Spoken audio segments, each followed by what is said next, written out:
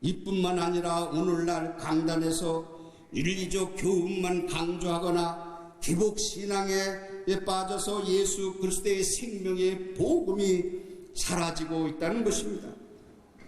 신학자들 중에서도 십자가와 부활을 가르치면서 진작 자기 자신이 십자가를 지지 아니하고 또한 순종이라는 것을 가르치지 않으니까 자기 자신이 순종하지 않으니까 신학생들이 순종 안 하는 거예요.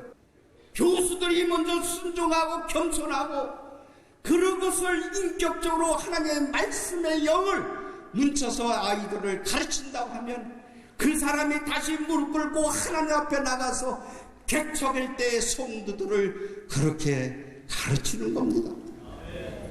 사랑하는 동역자 여러분, 오늘 본문 로마서 1장 16절 보면 내가 복음을 부끄러워하지 아니하노니 이 복음은 모두 믿는 자에게 구원을 주시는 하나님의 능력이 됨이라고 말씀하셨습니다. 우리는 십자가 복음을 자랑해야 됩니다. 왜냐하면 십자가는 모든 믿는 자에게 구원을 주시는 하나님의 능력이요 예수님의 순종이기 때문입니다. 사랑하는 여러분, 정말 복음을 위해서 부끄럽지 않냐고 정말 내 속에 있는 그리스도의 하나님의 말씀이 나를 사로잡아서 그 말씀을 자랑하고 그 부끄러움 없이 하나님의 십자가를 자랑하면서 구원의 방주로 이끌어는 주의 종들이 되기를 바랍니다.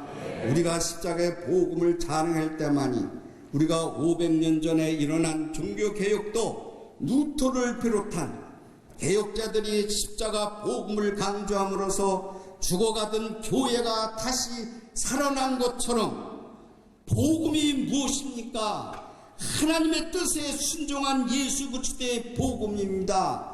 예수님만이 우리를 하나님께로 인도하시는 길이요 진리요 생명이라는 이 자체가 복음이라는 것입니다. 예수 그리스도는 죄인된 우리를 구원하시기 위해서 영광스러운 하늘 보좌를 비워두시고 이 땅에 오셔서 십자가에 달려 돌아가셨다는 것을 내 자신을 위하여 죽었다고 하는 것, 다시 우리 인간 인류를 위하여 사흘 만에 부활하셔서 부활의 첫 열매가 지셨다는 것, 누구 때문에? 우리들 때문에. 기독교는 예수님을 따라 죽는 것이 사는 종교가 바로 기독교인 것입니다. 진정으로 부활을 믿는 사람은 주님 때문에 희생하고 또한 주님의 몸된 교회를 위해서 어떤 고난이 와도 말없이 헌신하는 것입니다. 이것이 자기 십자가를 지고 주님을 따르는 순종의 종이 되는 것입니다. 사랑하는 동역자 여러분, 십자가와 부활의 복음을 담대히 전하지 않으면 영적 변화가 일어날 수가 없습니다. 갈라디아서 2장 20절에 봐도 내가 그리스도와 함께 십자가에 못 박혔나니 그런즉 이제는 내가 사는 것이 아니요 내 안에 그리스도께서 사시는 것이라. 이제 내가 육체 가운데 사는 것은 자신을 버리신 하나님의 아들을 믿음 안에서 사는 거라고 말씀하셨습니다. 예수 그리스도와 함께 십자가에 못 박혀서 내가 사는 것이 아니라 예수 그리스도의 십자가에 못 박히신 그 못에 나도 함께 못을 박아 예수와 함께 삶을 산다는 것입니다. 그래야만이 부활의 신앙을 갖고 어려움과 고난과 고통과 슬픔이 있을지라도 그것을 내 속에 있는 그리스도의 영이 나를 임재함으로써 힘을 주고 이길 수 있는 능력을 주는 것입니다. 내가 그리스도와 함께 십자가에 죽고 그리스도께서 내 안에 사실 때 영적 변화가 일어날 때 자기 자신이 개혁할 수 있습니다. 예수가 내 안에 있고 내가 예수 안에 있을 때만이 변화가 오는 거예요. 육체적인 변화가 아니라 영적인 변화가 올 때 개혁할 수 있다는 것입니다. 지금 한국교회의 문제는 십자가와 부활의 복음을 이루신 예수님의 순종을 제대로 선포하지 않는 데에 있습니다. 목회자가 설교가 학문과 지식으로 변질되면 복음이 올바로 전달될 수가 없습니다. 하나님의 말씀을 온전히 전할 때 영적인 열매가 풍성히 맺을 줄 압니다. 사랑하는 동역자 여러분, 이제 우리는 십자가와 부활의 복음을 성경대로 선포해야 합니다. 십자가와 부활의 복음으로 말미암아 성령의 역사가 성도들의 심령 속에 일어날 때 하나님의 영광이 나타나는 것입니다. 그때 비로소 참된 회개가 일어날 뿐만 아니라 우리의 영혼이 다시 살 때 교회가 살고 내 가정이 살고 내 민족이 살아나가는 것입니다. 우리 자신부터 십자가와 부활의 복음을 온전히 믿고 성도들에게 바르게 선포함으로써 영혼을 살리고 교회를 새롭게 하는 영적 개혁의 앞장서는 주의 종들이 되기를 주의 이름으로 축원합니다. 마지막으로 성령 충만할 때 개혁할 수가 있습니다. 오늘 본문 누가복음 9장 23절에 보면 아무든지 나를 따라오려거든 자기를 부인하고 날마다 제 십자가를 지고 나를 따를 것이라고 했습니다. 자기를 부인하여야만이 성령 충만할 때 내 자신을 개혁할 수 있다는 것입니다. 여러분, 십자가를 진다는 것은 우리 힘으로도 가능하지 않습니다. 우리 힘으로나 자기를 부인할 수도 없는 것입니다. 우리 자신의 힘으로가 아니라 성령님을 지배를 받을 때만이 가능해야 되는 것입니다. 다시 말해서 성령님이 지배를 받을 때만이, 우리가 성령 충만할 때만이 하나님의 영적인 지도자가 돼서 우리가 십자가를 지고 하나님 앞에 내 개혁을 할 수가 있는 것입니다. 사랑하는 동역자 여러분, 개혁은 절대로 우리의 힘으로 할 수도 없고 자기를 부인하고 제 십자가를 지고 예수님을 따를 때만이 성령께서 우리와 함께 하실 때 자신을 개혁할 수가 있습니다. 또한 한국교회를 개혁할 수가 있습니다. 스가랴서 4장 6절에 보면 힘으로 되지 아니하고 능으로도 되지 아니하고 오직 나의 영으로 되니라고 말씀하셨습니다. 욥기 32장 8절에 봐도 사람의 속에는 영이 있고 전능자의 숨결이 사람에게 깨달음을 준다고 했습니다. 예수 그리스도의 하나님께서 나로 사로잡을 때 하나님의 영이 함께일 때만이 개혁할 수가 있는 것입니다. 우리의 힘과 능력으로는 절대로 할 수 없습니다. 오직 하나님의 영으로만이 개혁할 수가 있고, 어떻게 하면 성령이 충만함을 받을 수가 있을까요? 사도행전 8장 15절에 보면 그들이 내려가서 그들을 위하여 성령 받기를 기도하니라고 했습니다. 이에 두 사도가 그들에게 안수함에 성령이 충만하더라고 했습니다. 성령 충만해야 개혁할 수 있고 성령 충만해야 하나님과 더불어 살 수가 있습니다. 베드로와 요한이 안수하여 기도할 때 하나님께서 성령을 부어주셨던 것처럼 지금도 성령님은 우리의 기도 가운데 여전히 역사합니다. 신학자들이요, 목사님들이요, 성령이 단회적이니 연속적이니 이런 말을 하는 것은 자체가 성령님의 역사를 제한하는 것입니다. 성령 구절을 한 구절을 가지고 그것을 깨고 쪼개서 단회적이라고 한다고 하면 계속 성경을 써야 된다는 이 어리석은 신학자들, 그것은 절대로 단회적이니 연속적이니 이 말보다도 성령님이 지금도 우리를 통해서 역사하시는 것입니다. 성경대로 믿고 기도하면 되는 것입니다. 신학적으로 갈라놓고 자기 생각대로 자기 마음대로 또한 역사적인 모든 신학자 철학자들의 말을 인용해서 학문에 가둬놓는, 하나님을 성령님을 가둬놓는 어리석은 자가 되지 말기를 바랍니다. 다시 한번 여러분들에게 말씀드립니다. 예레미야서 33장 3절에 보면 너는 네게 부르짖어라, 내가 네게 응답하겠고 네가 알지 못하는 크고 은밀한 일을 네게 보이리라고 하였습니다. 사랑하는 목회자 여러분이요, 학자들이요, 정말 하나님 앞에 기도하면서 은밀히 하나님의 뜻이 뭔가를 기다리는 주의 종들이 되기를 바랍니다. 먼저 우리가 하나님 앞에 기도해야만이 되는 것입니다. 야고보서 5장 16절에 봐도 너희 죄를 서로 고백하며 병이 낫기를 위하여 서로 기도하라. 의인의 간구는 역사는 힘이 크도다. 자기 자신의 죄를 고백하며 기도하는 자가 하나님의 능력을 받고 험악한 이 세상을 하나님 앞에 무릎 꿇으면서 개척자를 내보낼 수 있는 제자를 만들어야 되는데, 미국이나 유럽에서 배운 그 학문만 가지고 교수를 가리키는 한국교회 모든 신학교, 또한 세계적으로 왜 교회가 몰락합니까?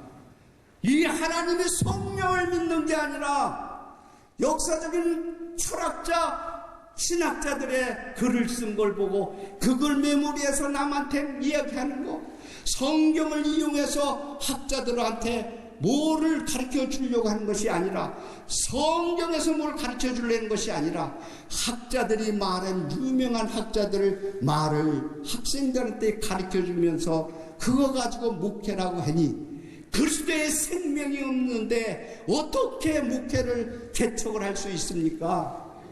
내 속에 그리스도의 영이 있어야, 하나님의 능력이 있어야 목회를 하고 개척을 할 수 있지.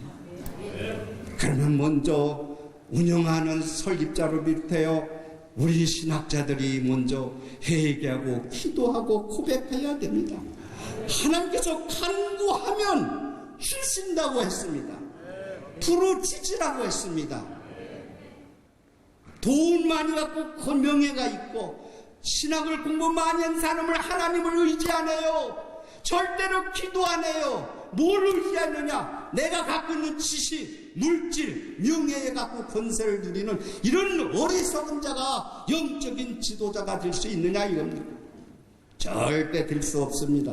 우리의 죄를 서로 고백하면서 하나님께 부르짖어야 하고, 또한 그래야 우리의 능력이, 우리의 경험을 통해서 하나님 앞에 은밀한 음성을 들을 때 내 자신이 먼저 개혁하고 남들을 개혁할 수 있는 것입니다. 사랑하는 동역자 여러분, 우리 한국교회가 개혁해야 할 가장 문제는 분열입니다. 분열은 죄가 아주 큰 겁니다.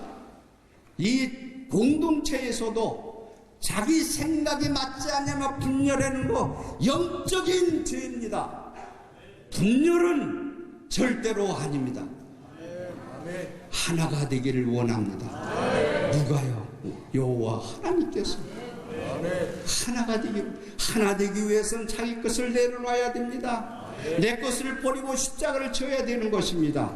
부활의 신앙을 갖고 내세 승천하신 예수 그리스도를 재림하시는 그 뜻을 바라보면서 삶을 살아야 되는 것입니다. 그래서 신학과 교리의 차이를 명분으로 세워서 우리 한국교회가 이렇게 갈라진 것은 자기 욕심, 명예, 교권, 자기 자리를 잡기 위해서 이렇게 장로교가 분열해서 180교단이라는 게 생겼습니다. 개혁주의를 표방하면서 정통 보수 신학이라고 부르짖으면서도 정말 하나님 말씀대로 돌아가겠다고 하면서도 사실은 내 자신의 올무에 꽉 사로잡혀서 하나님을 이용하는 어리석은 주의 종들이 저와 여러분이 되지 않기를 바랍니다.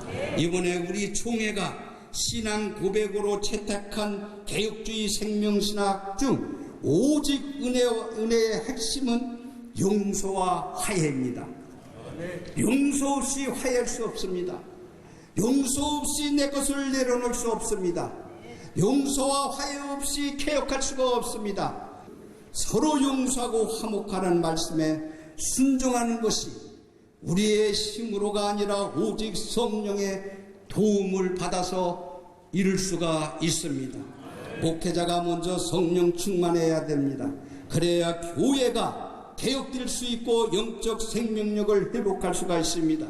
예수님의 생명을 가진 자가 생명을 줄 수 있습니다. 사랑하는 목회자들이요, 사랑하는 우리 신학자들이요, 내 속에 그리스도의 생명이 없으면, 예수 그리스도의 말씀에 새로 잡힘이 없으면 절대로 그리스도의 생명이 나가서 아버지여 손을 얹는 좀 날이라는 것은 아닙니다. 기도 외에는 없느니라. 기도 없는 것은 없니라. 베드로와 요한이 또한 모든 것이 뭐냐? 나는 은과 금이 없어도 내게 있는 걸 너에게 준다. 뭐? 예수 그리스도, 나사렛 예수의 이름으로 일어나라. 예수의 그리스도의 생명이 내 속에 있어야 되는 거예요. 그것을 선포할 수 있는 저와 여러분이 되기를 바랍니다. 그래야 우리 한국 기독교가 밝아지고 우리 한국이 살아나갈 수 있고, 우리 한국이 다시 개혁을 해서 세계적으로 다시 종교개혁이 일어나기를 바랍니다. 그래서 우리 신학자들 성령 충만해요. 성령대로 받아서 성령님의 감동 속에서 정말 역사적인 개혁주의를 실천하기를 바랍니다. 전능하신 하나님은 우리에게 지금도 성경을 통해서 역사하십니다. 성경은 생명 있는 하나님의 말씀입니다. 성령님은 성경을 통하여 지금도 말씀하고 있습니다. 신학교에서부터 생명력 있는 역사가 일어나는 것은 그야말로 영적 지도자를 길러낼 수가 있고, 그렇게 길러진 영적 지도자가 교회를 살릴 뿐만 아니라 먼저 자신뿐만 아니라 가정부터도 영적인 삶을 살 수가 있는 것입니다. 개혁할 문제들이 너무나도 많지만은 우리의 힘과 지식으로 도저히 할 수 없습니다. 부패한 죄성을 그대로 간직한 채 명예와 물질을 위해서 다툼과 분열과 거짓이 사로잡고 있는 우리 자신부터 개혁할 수 있는 것, 하나님의 성경으로 돌아갈 수 있는 것, 남을 탓하기 전에 세상 사람들이 문제가 아니라 우리 한국교회가 문제요, 성도들이 문제가 아니라 나를 포함해서 우리 목회자들, 교수님들이 문제라고 하면서 고백하면서 해결해야 되는 것입니다. 목회자들이 십자가와 부활의 복음을 믿고 전할 때만이 신학자와 목회 신학생들이 무릎의 신학이 되어야 되는 것입니다. 무릎의 신학이 되면 절대로 안 되는 것입니다. 동역자 여러분, 매일 성경을 얼마나 읽습니까? 정말 기도는 몇 시간 합니까? 말씀을 준비하기 위해서 기도와 성경에 집중하기보다 주석이나 책을 더 오래 보고 자신의 생각과 경험을 통해서 설교 준비를 한다면 어리석은 자입니다. 나는 설교를 우리 MDB 학생들한테 할 때 내 머리에서 삭히치는 게 있었어요. 1시간 책을 읽을 때 2시간 성경을 읽어야 된다. 2시간 성경 읽을 때에 3시간 기도해야 된다는 것이 내가 기도하면서 강대성에서 자꾸 있지다. 그것을 다시 내가 바꿔 얘기하면, 야, 책을 5시간을 보면, 그리고 성경과 기도를 1시간 한다면 이 지식의 나를 지배를 받아서 썩어질 육체를 향해서 가는 게 아니냐. 다시 바꿔 말하면 기도와 성경을 5시간을 보면 하나님의 말씀으로 성령으로 지배를 받아서 영적인 지도자를 만들 수가 있구나 하는 것을 깨달았어요. 정말 신학자들이 갖고 있는 그 지식을 가지고 말씀이 내 가슴에 신학이 되도록 자기가 무릎 꿇고 회개한다면 한국 교회는 다시 개혁이 일어날 겁니다. 그렇지 않고는 희망이 없어요. 우리 한국 신학교, 한국 교회가 어둠이 올 것입니다. 신학자가 변화해야 됩니다. 목회자가 변화해야 됩니다. 그래서 예수 그리스도의 영적 생명을 누리고 성령의 지배를 받는 자가 여호와 니시 승리할 수가 있습니다. 우리 힘으로는 절대로 개혁할 수가 없으니 다시 말하는 이 지식과 경험을 의지하지 않고 또 한국교회 개혁할 수도 없는 이 시점에서 저와 여러분이 다시 여러분들에게 말씀드립니다. 무릎에 꿇고 하나님의 세미한 음성을 들어서 내 뜻대로 마옵시고 아버지의 뜻대로 해달라고 부르짖는 주의 종들이 되기를 바랍니다. 이 자리에 함께한 모든 주의 종들이 성령 충만함을 받아서 개혁주의 생명신학 쉴대운동을 실천하기를 바랍니다. 신앙운동, 신학회복운동, 회개와 용서운동, 영적 생명운동, 하나님 나라운동, 나눔운동과 기도, 성령운동을 실천해서 영혼을 살리고 교회를 새롭게 하는 제2의 종교개혁이 한국교회에 일어나기를 주님의 이름으로 축복합니다.